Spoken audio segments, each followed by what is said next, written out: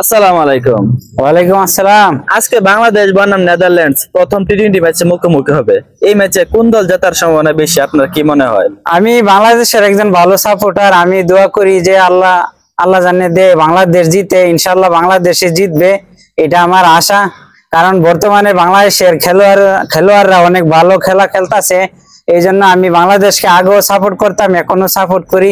ইনশাল্লাহ বাংলাদেশে জিতবে। আজকের এই ম্যাচে কে সবচেয়ে বেশি রান করতে পারে আমি অপশন দিব। 1 নম্বরে আছে জাকির আলী, 2 নম্বরে পারভেজ হোসেন ইমন, 3 নম্বরে ধরুন তানজিদ হাসান তামিম। তো এই 3 জনের মধ্যে কে সবচেয়ে বেশি রান করতে পারে আপনার কি মনে হয়? আমার মনে হয় এই ম্যাচে জাকির আলী অনেক ভালো খেলবে আমার ধারণা, কারণ এর আগে অনেক ভালো খেলেছে। এই ম্যাচও ইনশাল্লাহ অনেক ভালো খেলবে, এই প্রত্যাশাই করি। বোলিং এর মধ্যে সবচাইতে ভালো কে বল করতে পারে আপনার কি মনে হয়? ধরুন তাসকিন আহমেদ আছে, তারপরে মুস্তাফিজুর রহমান আছে, তারপরে শেখ মেহেদী আছে। 3 জনের মধ্যে কে সবচাইতে ভালো বল করতে পারে আপনার কি মনে হয়?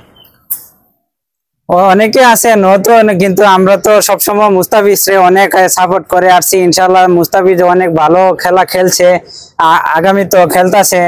আমি আশা করি মুস্তাফিজ অনেক ভালো খেলা খেলবে, এই বল ভালো করবে, অনেক সুন্দর বল করবে।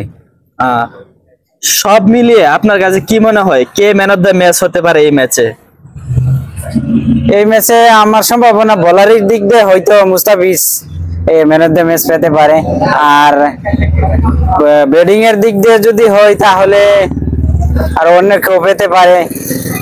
তানজিদ হাসান তামিম, পারভেজ হোসেন ইমন, জাকির আলী বা লিটন কুমার দাস, এদের মধ্যে আপনার কাকে মনে হয় ম্যান অফ দ্য ম্যাচ পাবে যদি ব্যাটিং এ ভালো করে বাংলাদেশ? এরা তো সবাই ভালো ব্যাটসম্যান, এখন এদের নাম তো আমি আসলে বলতে পারবো না, কারণ এরা সবাই ভালো খেলে। আচ্ছা, আপনাকে অসংখ্য ধন্যবাদ সুন্দর মতামত জানানোর জন্য। ধন্যবাদ। ওকে।